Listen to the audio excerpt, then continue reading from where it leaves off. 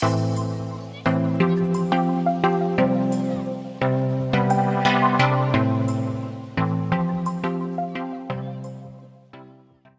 Friends, welcome to my channel. I hope आप सब अच्छे होंगे, आपकी पढ़ाई अच्छी चल रही होगी। तो इसी के साथ हम स्टार्ट करते हैं आज का वीडियो। तो आज हम प्रीवियस ईयर क्वेश्चन सॉल्व करने वाले हैं। तो आज हमने इंटीग्रल कैलकुलस का प्रीवियस ईयर क्वेश्चन लिया है। तो हम क्वेश्चन देख लेते हैं पहले।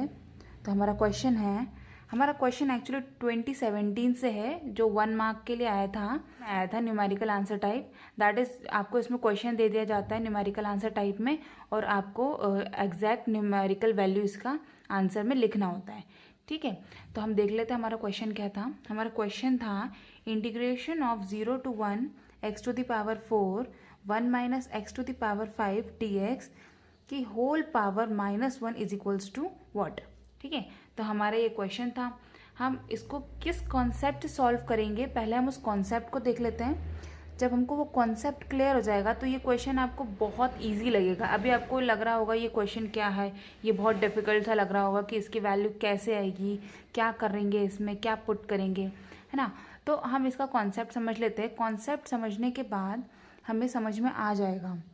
यही एक इम्पॉर्टेंट फैक्टर होता है प्रीवियस ईयर क्वेश्चन को सॉल्व करने का, क्योंकि उसके बाद हमें उसकी तरह दिखने वाले हर क्वेश्चन का सोल्यूशन मिल जाता है। तो हम सबसे पहले उस कॉन्सेप्ट को समझ लेते हैं। तो ये जो कॉन्सेप्ट है इसका नाम है वॉलीज फॉर्मूला। तो ये कॉन्सेप्ट सिर्फ इंटीग्रल कैलकुलस में नहीं, वेक्टर कैलकुलस और जो इंटीग्रल इक्वेशन, जहाँ जहाँ पर भी आपको इंटीग्रेशन पूछा जा रहा है या पूछेंगे, वहाँ वहाँ ये कॉन्सेप्ट जो है वो आपको काम आएगा। ठीक है, तो हमारा कॉन्सेप्ट कहता है, हमारे इस कॉन्सेप्ट से 2 टाइप के इंटीग्रल सॉल्व हो सकते हैं। ठीक है, तो हम देख लेते हैं दोनों टाइप के। पहला जिस टाइप का इंटीग्रल सॉल्व हो सकता है वो टाइप है integration 0 to π/2 sine to the power m theta और cos to the power n theta d theta. ठीक है, इसमें मेन पॉइंट ये है कि जो हमारा इंटीग्रल होगा वो 0 से π/2 ही होना चाहिए। ये नहीं चलेगा कि 0 से 1 है या 0 से पाई है या 0 से 5 पाई है। नो, इसका बेसिक फैक्टर यही है कि जो हमारा क्वेश्चन होगा वो हमें इसी फॉर्मेट में दिखना चाहिए, यानी कि 0 से π/2 के फॉर्मेट में होना चाहिए, और साइन की पावर कुछ m होनी चाहिए और कॉस की पावर कुछ n होनी चाहिए। ठीक है, अब हम देख लेते हैं कि ये m और n क्या है और कैसे इसका सोल्यूशन आता है। तो इसको देख लेते हैं कैसे सॉल्व करते हैं। तो इसको ऐसे सॉल्व करते हैं कि जो साइन की पावर है यानी कि m, तो लेंगे m-1, फिर m-3, फिर m-5, है ना। ऐसे करते रहेंगे तो एक ऐसा टाइम आएगा जब m में से किसी नंबर को माइनस करने के बाद, जो हम यहाँ पे कॉन्जिक्यूटिवली ले रहे हैं, जैसे m-1, m-3, फिर m-5, ऐसे करते करते लास्ट में जब माइनस करेंगे तो 2 बचेगा या 1 बचेगा, 100% बचेगा। वो मैं आप प्रैक्टिकल करेंगे तब आपको ज़्यादा अच्छे से समझ में आ जाएगा और देखने भी लग जाएगा से। और इसके बाद फिर इनटू, इसके बाद हम जो कॉस की पावर है उसमें से माइनस करना स्टार्ट करेंगे। तो n-1, n-3 डॉट डॉट करके, मतलब ये सारी चीज़ें मल्टीप्लिकेशन में चलेंगी। फिर 2 और 1, 2 में से कुछ भी आएगा। और नीचे डिवाइड में m+n, यानी कि दोनों की पावर प्लस कर दी। फिर दोनों की पावर प्लस करने में से उसमें से 2 माइनस कर दिया, यानी कि m+n-2, फिर m+n-4, फिर m+n-6, फिर -8। और ये कब तक चलेगा, जब 2 या फिर 1 ना आ जाए। ठीक है, लेकिन हम ये सोल्यूशन कब लेंगे, जब हमारा m और n इवन होगा।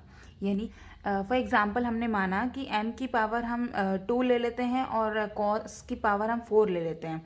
तो यहाँ पे हम 2 पुट कर देंगे m की जगह और n की जगह हम 4 पुट कर देंगे। तो आप जैसे देख सकते हैं कि अगर m की जगह हम 2 पुट कर दें, है ना, तो 2 - 1 यानी कि 1 आ गया, यानी कि हमें अब इसमें आगे बढ़ने की ज़रूरत ही नहीं है। अगर हम n की बात करें तो n की जगह हमें 4 लेना है, तो 4 - 1 लेंगे, फिर 4 - 3 लेंगे। 4 - 1 करने पे हमें 3 मिल जाएगा और 4 - 3 करने पे हमें 1 मिल जाएगा, यानी कि हमारी बात खत्म हो गई। अब हम इसके आगे बढ़ने की ज़रूरत नहीं है। ठीक है, और क्योंकि दोनों इवन है तो हमें π/2 भी लेना पड़ेगा।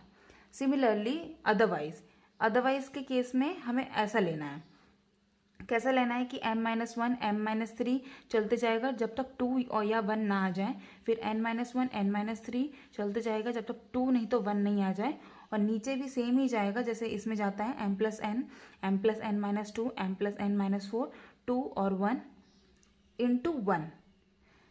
इसमें सिर्फ यही डिफरेंस है कि जब m और n पॉजिटिव हैं तो उसमें π/2 का मल्टीप्लिकेशन हो जाएगा, और अदरवाइज में क्या होगा, 1 का मल्टीप्लिकेशन होगा। अभी अदरवाइज क्या है, ये आएगा कि m ऑड हो n इवन हो, m इवन हो n ऑड हो, या फिर दोनों ही ऑड हो। ठीक है, तो इन 3 बचे हुए केस में हम ये वाला यूज़ करेंगे, और बाकी जब m और n दोनों ही इवन हो, मतलब ये बहुत स्ट्रॉन्ग कंडीशन है कि जब दोनों इवन है तो हम ये वाला फॉर्मूला यूज़ करेंगे।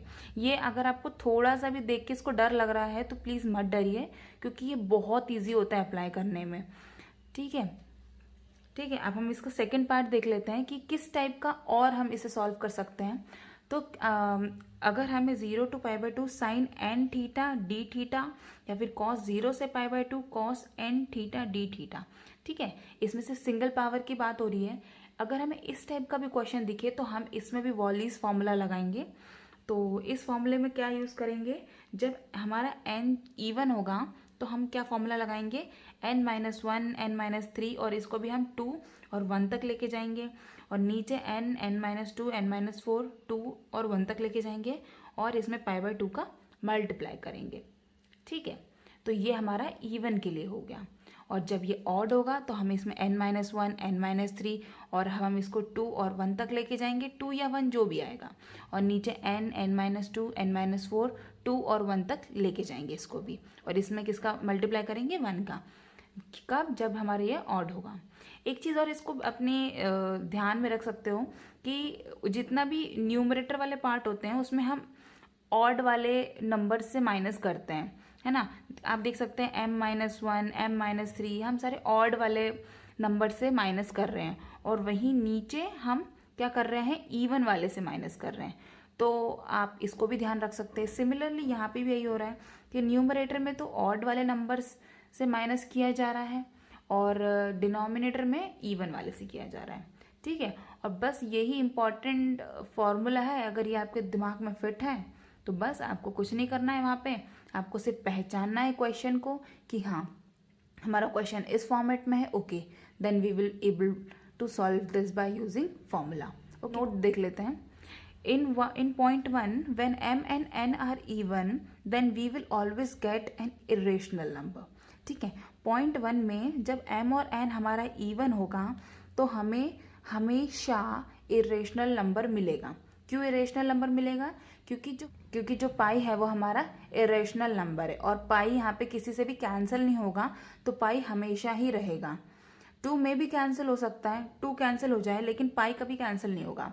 तो ये जो हमें जो रिजल्ट मिलेगा उसमें हमेशा पाई एग्जिस्ट करेगा, और जहाँ पाई है मतलब वो इरेशनल नंबर होगा। ठीक है, similarly in second point, when n is even then we will get an irrational number. Second point में भी जब हमारा इवन होगा तब भी हमें π/2 क्योंकि मिल रहा है, तो यहाँ पर भी हमेशा हमें इरेशनल नंबर मिलेगा।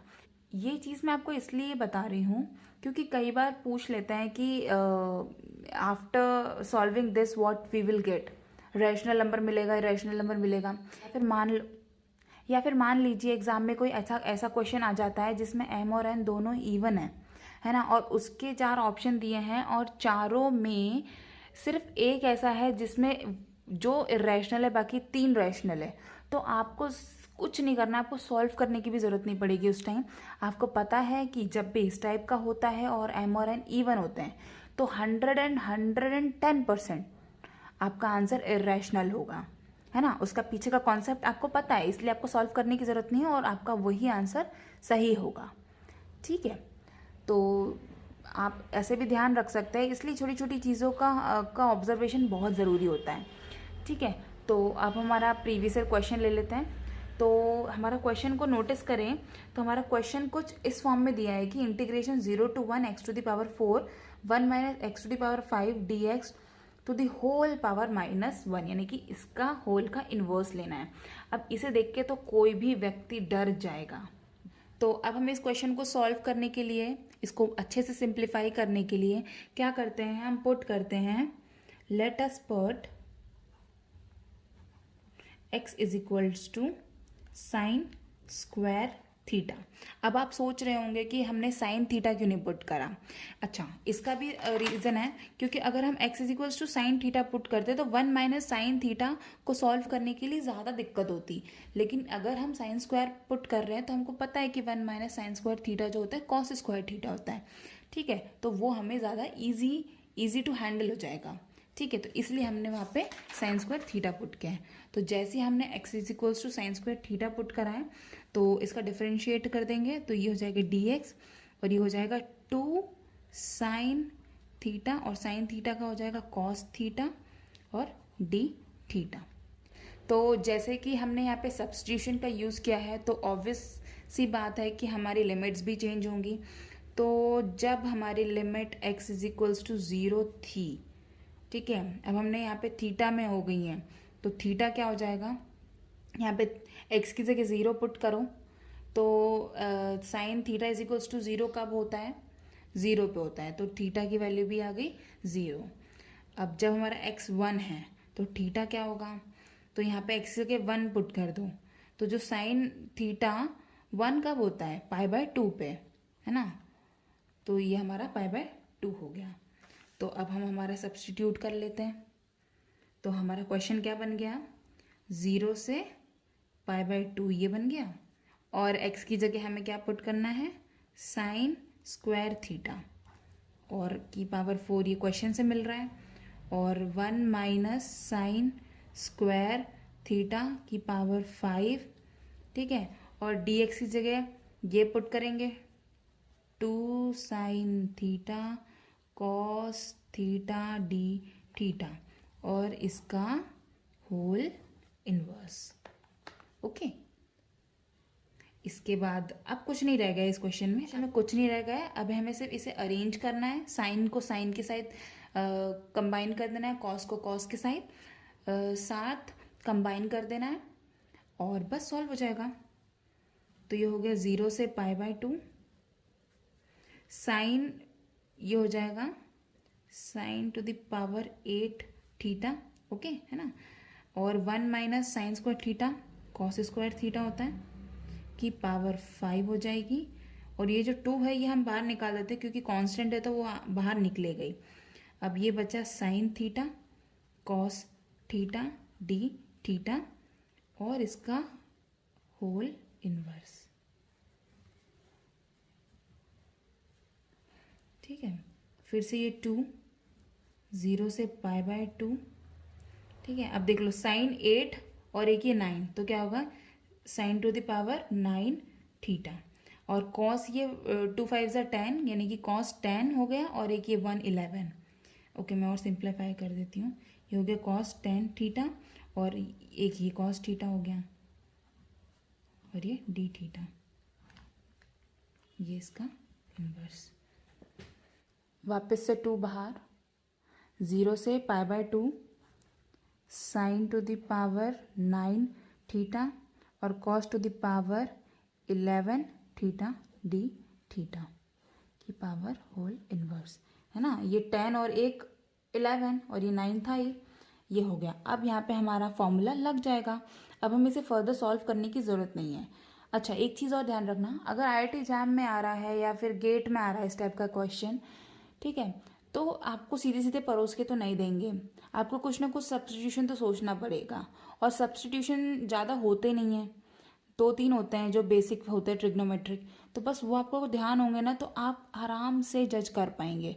और बेसिकली अगर ये वाला फॉर्मूला लग रहा है तो उसमें साइन का ही कुछ लग रहा होगा या फिर कॉस का लग रहा होगा, यानी कि आपके पास ऑप्शंस वैसे ही कम हो जाते हैं, तो बस आपको सिर्फ सोचना आना चाहिए।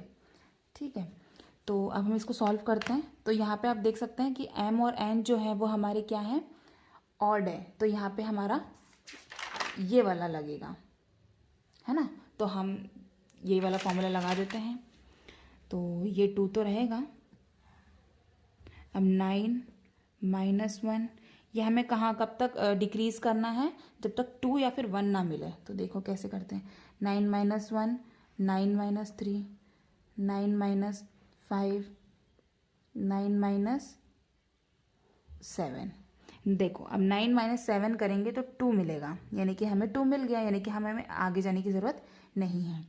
और 11 माइनस 1, 11 माइनस 3, 11 माइनस 5, 11 माइनस 7 और 11 माइनस 9 करने पे तो हमें 2 मिल जाएगा।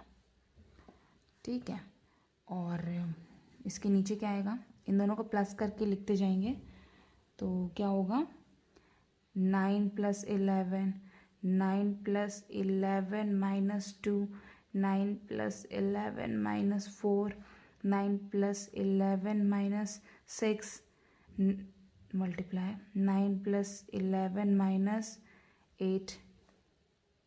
ठीक है, और ये चलता जाएगा कब तक, 9 प्लस 11 माइनस 18 तक ये चलेगा। ठीक है, due to lack of space I had just written this. और इसका मल्टीप्लाई किससे होगा, 1 से। क्यों, क्योंकि यहाँ पे, क्योंकि आप खुद देख लीजिए यहाँ पे हमने 1 से मल्टीप्लाई करा है। सिर्फ जब m और n इवन हो उसी केस में हम π/2 से मल्टीप्लाई करते हैं, लेकिन हमारे यहाँ पे m और n दोनों ऑड है, तो इसलिए हम यहाँ पे 1 से मल्टीप्लाई करेंगे। तो हमने फॉर्मूले के हिसाब से ये वैल्यू पुट कर ली है। अब वैल्यू पुट करने के बाद बस इसको सिंप्लीफाई करना है। तो हमने ये वैल्यू पुट कर ली है, अब इसको सिंप्लीफाई कर लेते हैं। तो चलो सिंप्लीफाई करते हैं। 10, 8, 6, 4, 2, 1। ये सब मैं ये सारे ब्रैकेट्स को सॉल्व कर करके लिख रही हूँ, और नीचे भी मैं ऐसे ही करूँगी। 20, ये सारे मल्टीप्लिकेशन में है।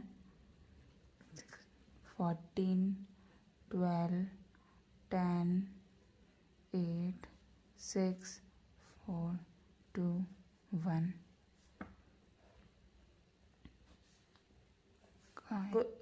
ध्यान से देखोगे तो कुछ नंबर्स तो कैंसिल हो जाएंगे और कुछ बच जाएंगे, तो ये कुछ ऐसा आ जाएगा 1/1260 का इन्वर्स, और इन्वर्स का इन्वर्स इज इक्वल्स टू वो नंबर खुद आ जाएगा, तो इसका आंसर हो जाएगा 1260।